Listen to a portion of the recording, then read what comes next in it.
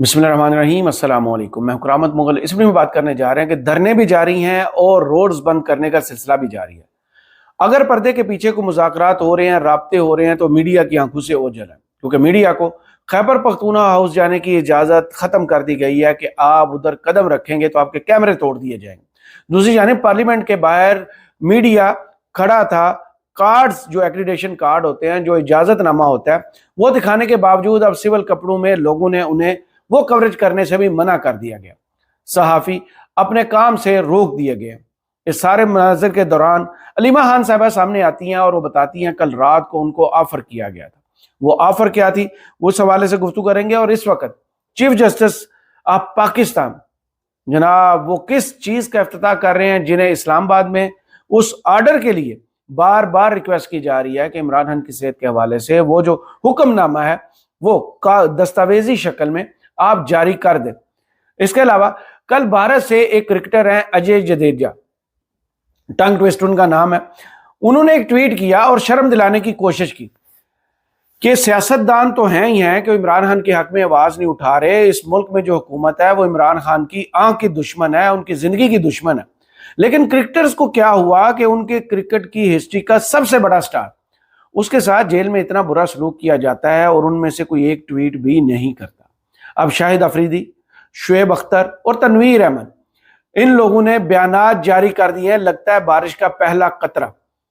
शाहिद अफरीदी के बारे में आप जानते हैं को किस रो में बहते हैं, किस साइड पे खड़े होते हैं, वो सारा पाकिस्तान जानता है। कभी लेफ्ट, कभी राइट, और कभी नॉर्थ और कभी साउथ। लेकिन अब जो है उन्होंने बयान दिया है और इमरान खान की सेहत के हवाले से दिया है। फिर एक ट्वीट है शुएब अख्तर साहब ने किया, वो आप तक पहुंचाएंगे। और फिर तनवीर साहब वो क्या लिख रहे हैं वो भी आपको बता देते हैं। लेकिन सबसे पहले शुरू करते हैं अलीमा खान साहबा की गुफ्तगू से।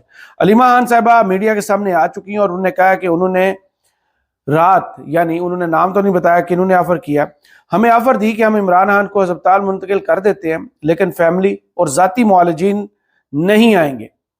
ये होते कौन है ये बात करने वाले? इनकी जुर्रत कैसे हुई ये बात करने की कि फैमिली और डॉक्टर्स नहीं होंगे? हमें इनका ऐसा इलाज चाहिए ही नहीं, हमें इनके इलाज पर भरोसा नहीं। ये लोग डॉक्टर्स और रिपोर्ट्स को मैनेज कर रहे हैं। गुफ्तगू सुन लीजिए। मेहरबानी। मैडम ये बताइएगा कि रात से ये अफवाहें सोशल मीडिया पे चल रही थी कि उनको अल-शिफा हॉस्पिटल मुंतकिल करने की तैयारी कर ली गई है, ऑपोजिशन के साथ है वो मामला चल रहे हैं हुकूमत के, और एंड टाइम पे एक अफवाह आती है कि हुकूमत और अपोजिशन के दरमियान जो डेडलॉक है वो बरकरार है, तो ज़्यादा किसी नहीं। देखें, वो ये कह रहे हैं, हमें फोन आया था रात को, वो कह रहे हैं हम अस्पताल में करवा देंगे, लेकिन इमरान खान के अपने मुआलिज डॉक्टर्स मौजूद नहीं होंगे, ये उन्होंने कहा, और ना ही फैमिली मेंबर होगा कोई। अब ये किस किस्म की बात है? ये होते कौन है? ये कौन होते हैं कहने वाले कि मौजूद नहीं होंगे? क्योंकि छुपा के करना है, क्योंकि आप डॉक्टरों को कंट्रोल कर लेंगे, रिपोर्ट्स कंट्रोल करेंगे। हमें कबूल ही नहीं है, हमें इस किस्म का इलाज नहीं चाहिए। उन्होंने यही ऑफर किया, अस्पताल बड़ा एहसान कर रहे हैं कि अस्पताल ले जाएंगे। इनको शर्म आनी चाहिए। पहले इमरान खान के साथ ये जब जुर्म कर चुके हैं, इनको शर्म आनी चाहिए जो ये कर रहे हैं। जनाब ये गुफ्तगू है कि कल रात को फोन पर ऑफर की गई कि इमरान खान को मुंतकिल कर दिया जाता है और इलाज भी करवा दिया जाता है, लेकिन फैमिली मेंबर्स और जाती मुआलिजीन को इजाजत नहीं देगी। अब ऐसी कौन सी बड़ी गलती हुकूमत कर चुकी है जिसकी वजह से इमरान खान को छुपाया जा रहा है? इमरान खान की मेडिकल रिपोर्ट्स छुपाई जा रही है। अगर बैरिस्टर जो हैं सलमान सफदर साहब इमरान खान साहब से ना मिलते तो ये सारी सूरत हाल किसी को आइडिया नहीं होता कि हुकूमत इमरान खान की आंख से खेल चुकी। 85% उनका विजन जो है वो छीना जा चुका। अब 15% उन्हें जो नजर आ रहा है उस हवाले से भी बड़ी चहमगोइयां की जा रही हैं कि भाई इसका इलाज हो भी जाएगा या नहीं। यह हुकूमत इमरान खान की आंख पर हमला कर चुकी। वो शख्स जिसने पूरी कौम को शऊर दिया, उसकी बिनाई छीनने की कोशिशें जारी हैं।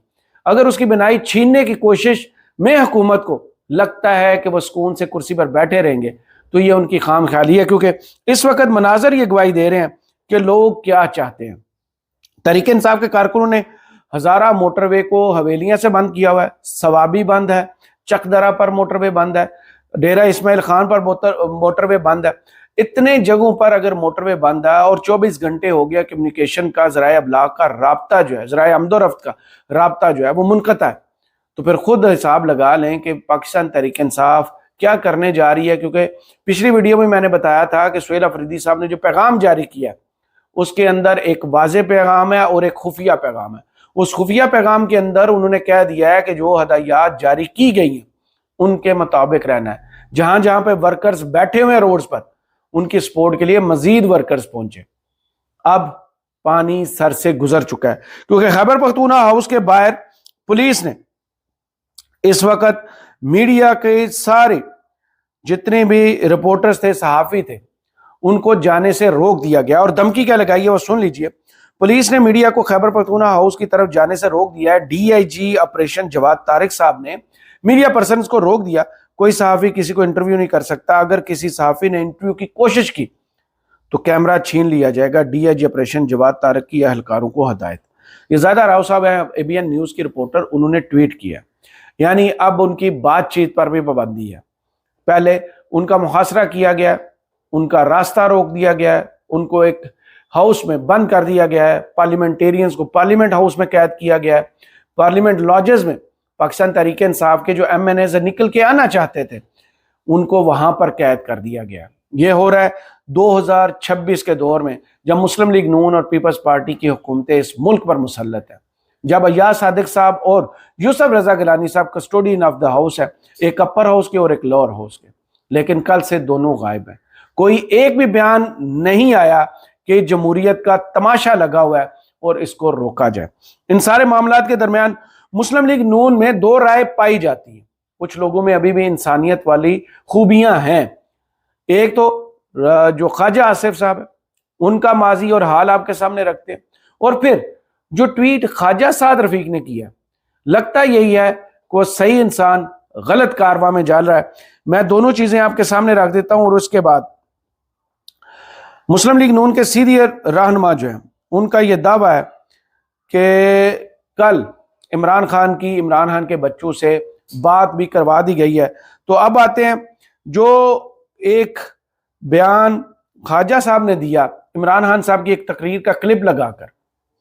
اس میں انہوں نے کہا کہ اس شخص کا تکبر اور رونت ملاحظہ فرمائے. اللہ سے ہر ایک کو ڈرنا چاہیے. وقت بدلتے دیر نہیں لگتی. گفتگو کا لہجہ اور لیول لگتا ہے خدا یاد نہیں تھا. یہ وقت کس کی رونت پہ خاک ڈال گیا؟ یہ کون بول رہا تھا خدا کے لہجے میں؟ تو اب آتے ہیں خواجہ صاحب کو آئینہ دکھاتے ہیں کہ خواجہ صاحب یہ آپ کے چہرے پر داغ ہی داغ ہے. سنیے جو ماضی میں نواز شریف صاحب کی میڈیکل رپورٹس اور ٹریٹمنٹ کے لیے مسلم لیگ نون کے یہ آئینہ دار جو ہیں، جو ابھی بھی ریحانہ ڈار صاحبہ کے مینڈیٹ پر آلتی پالتی مار کے بیٹھے ہوئے ہیں نا، جو اپنی پارٹی کو کبھی کبھی بتاتے ہیں کہ کرپشن ہو رہی ہے، کبھی کبھی بتاتے ہیں بہت کرپشن ہو رہی ہے، وہ ماضی میں ایوان میں کھڑے ہو کر لوگوں کو کیا بتا رہے تھے وہ سن لیجئے. جس میں وہ کہتے ہیں کہ جب ڈاکٹرز نے نواز شریف صاحب کے لیے لندن میں نہیں امریکہ کا نسخہ لکھ کے دیا تھا. گفتگو ذرا غور سے سن لیجئے. یہ خواجہ آصف صاحب بول رہے ہیں. میرے سامنے ڈاکٹرز نے اس کو کہا کہ ہم نے جتنا علاج ہم کر سکتے تھے ہم نے کیا ہے، ہم کیپیبلٹی ہے، ہم میں یہ اہلیت ہے کہ ہم آپ کا علاج کر سکتے ہیں، لیکن اس کے لیے نہ وہ ٹیکنالوجی ہمارے پاس ہے، نہ وہ ویر ودال ہمارے پاس ہے، نہ وہ ہمارے پاس ماحول ہمارے پاس ہے جس میں ہم وہ علاج کر سکیں. میرے سامنے انہوں نے کہا کہ آپ لندن میں علاج کرانا چاہتے ہیں، لندن کرا لیں کہ ہم چاہتے ہیں. ڈاکٹرز نے کہا، یہاں پاکستانی ڈاکٹرز نے، سرکاری ڈاکٹر نے کہا کہ آپ بوسٹن میں جا کے بوسٹن امریکہ میس جنرل ہاسپٹل میں کرائیں، وہاں پہ ایک چھت کے نیچے آپ کی تمام بیماریوں کا علاج ہو سکے گا. آپ کو ملٹیپل ایلمنٹس ہیں، آپ پلیز کہیں ایسے اسپتال میں جائیں جہاں پہ آپ کی تمام ڈائبٹیز ہیں، آپ کی ہارٹ کی کنڈیشن ہے. نواز شریف صاحب کی بیماریوں کی ایک لمبی فہرست تھی، لیکن کسی کی بھی بیماری کا مذاق نہیں اڑانا چاہیے. اور جیل جو ہے بیماری ضرور دیتی ہے، یہ ایک لازمی شرط ہے، کیونکہ عمران خان کو اب 2-2.5 سال جیل میں ہو چکے. ان کے ساتھ کیا سلوک کیا جاتا ہے، کیسی خوراک دی جاتی ہے، کیسے ان کے میڈیکل چیک اپس ہوتے ہیں، اس پر سوالیہ نشان موجود ہے. اب اسی جماعت کے اندر جب یہ خواجہ صاحب جیسے لوگ، خواجہ آصف صاحب سے لوگ اس سیاست جماعت میں موجود ہیں، تو وہیں پر خواجہ سعد رفیق جیسے لوگ بھی اسی جماعت میں موجود ہیں جو عمران خان کی صحت کے حوالے سے ٹویٹ کرتے ہیں. کہتے ہیں ہر جیل سخت ہو یا نرم اپنے قیدی کو ایک بیماری کا تحفہ ضرور دیتی ہے. یہ جگ بیتی بھی ہے اور آپ بیتی بھی. عمران خان صاحب کی ایک آنکھ اور بینائی کے متاثر ہونے کی خبریں تواتر سے آ رہی ہیں. یہ پریشان کن ہے. فوری اور مؤثر علاج ہر انسان کا بنیادی حق ہے. میرے نزدیک مریض اگر قیدی ہو اور آپ کا سیاسی مخالف بھی ہو تو اس کے حقوق کی حفاظت کرنا زیادہ اہم ہو جاتا ہے. اصولاً عمران خان کے اہل خانہ یا پارٹی کو سپریم کورٹ تک جانے کی ضرورت ہی نہیں پڑنا چاہیے تھی. اس موقع پر ان کے دور حکومت میں سیاسی مخالفین سے بدسلوکی کے واقعات دہرانا اعلیٰ ظرفی نہیں ہے، لیکن عمران خان کے خواجہ صاحب آن ریکارڈ ٹویٹس موجود ہیں جو انہوں نے کلثوم نواز اور نواز شریف صاحب کی صحت کے حوالے سے ٹویٹ کیے گئے ہیں. تو عمران خان پر آپ انگلی نہیں اٹھا سکتے. عمران خان صاحب کی عدالت کے حوالے سے میڈیکل رپورٹس کی بنیاد پر سرکاری موقف جاری کیا جائے. عمران خان صاحب کے اہل خانہ سے ان کی ملاقات کروائی جائے. ان کی منشا کے مطابق ڈاکٹرز کو ان تک رسائی دی جائے. ان کے بہترین علاج کے لیے تمام سہولیات اور ممکن اقدامات کیے جائیں. یہ مسلم لیگ نون کے اندر ہے، لگتا ہے کہ غلط کارواں کے اندر ہے. اور ان سب کی توجہ یہ خود بھی کہہ رہے ہیں نا سپریم کورٹ نہیں جانا چاہیے تھا. تو سپریم کورٹ میں تو چلے گئے، اگر وہاں نہ جاتے تو فیس سیونگ حکومت کو اور اسٹیبلشمنٹ کو کیسے ملتی کہ عمران خان کی آنکھ کے ساتھ کیا معاملہ کیا گیا. اب ہمارے پیارے چیف جسٹس صاحب اس وقت رائٹ ناؤ جو اسلام آباد میں انصاف کی فائل ادھوری چھوڑ کر گئے ہیں، وہ جناب چیف جسٹس یحییٰ آفریدی صاحب بطور chairman law and justice commission ضلع بہاول نگر کے آخری عدالتی پوسٹ فورٹ عباس کے جوڈیشل کمپلیکس کا دورہ کر رہے ہیں. وہاں تختیوں کی نقاب کشائی کر رہے ہیں. سب سے اہم معاملے کو چھوڑ کے وہ آج چولستان جیپ ریلی کا نظارے کریں گے.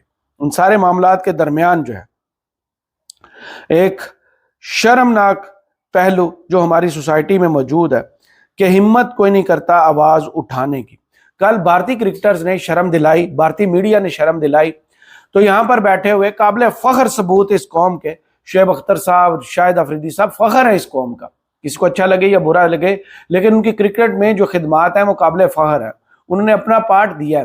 اب کل اجے جدیجا وہ ٹویٹ کرتے ہیں اور پاکستانی کرکٹرز کو ایک آئینہ دکھاتے ہیں، شرم کرنے کا موقع دیتے ہیں، اور پھر آخر پاکستانی کرکٹرز میں پہلا بارش کا قطرہ ثابت ہوتے ہیں شعیب اختر صاحب. اور وہ ٹویٹ کرتے ہیں کہ میں پچھلے 3 ماہ سے امریکہ میں تھا، عمران خان کی شوکت خانم ہاسپٹل کے لیے فنڈ ریزنگ کر رہا تھا، لیکن میں بہت افسردہ ہوں یہ خبر سن کر کہ عمران خان کی آنکھ کا ویژن جو ہے وہ 15% رہ گیا ہے. اس کے بعد ایک اور ٹویٹ آتا ہے. وہ ٹویٹ آتا ہے تنویر صاحب کی طرف سے. تنویر احمد بھی کرکٹر ہیں، آپ ٹی وی چینلز پر دیکھتے ہیں. وہ کہہ رہے ہیں عمران خان دنیا کرکٹ کا بہت بڑا نام ہے اور پاکستان کا بہت بڑا سٹار ہے. ہر کوئی چاہتا ہے ان کی آنکھ کا کسی اچھے ہاسپٹل سے علاج کروایا جائے، یہ کسی قابل ڈاکٹر سے علاج کروایا جائے، یہ ان کا حق ہے. ان سارے معاملات کے درمیان جن کی ہمیں آج تک سمجھ نہیں آئی، وہ لیفٹ میں ہیں، رائٹ پہ ہیں، نارتھ میں ہیں یا ساؤتھ پہ ہے. جناب شاہد آفریدی صاحب وہ بھی آ کر یہ معاملہ سامنے رکھتے ہیں اور کہتے ہیں یہ عمران خان کا بنیادی حق ہے کہ وہ جہاں سے چاہیں علاج کروا لیں.